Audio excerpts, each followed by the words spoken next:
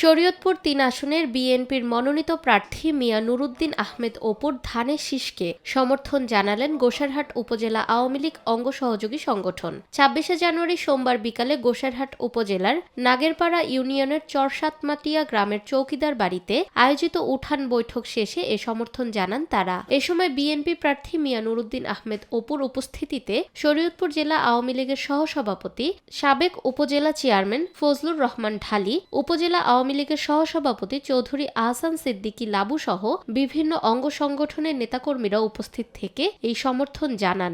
আপনারা সকলেই জানেন, প্রতি মাসে একটি উন্নয়ন সমন্বয় কমিটির সভা হয়।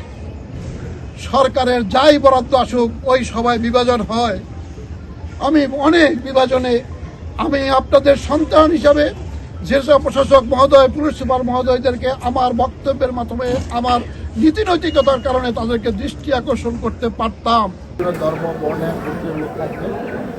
সবাইকে নিয়ে আমার এ সময় উঠান বৈঠকে উপস্থিত ছিলেন জেলা বিএনপির সাবেক সাংগঠনিক সম্পাদক মহিতুল গনি মিন্টু সর্দার, গোসাইরহাট উপজেলা বিএনপির আহ্বায়ক KM সিদ্দিক আহমেদ সহ আরও অনেকে।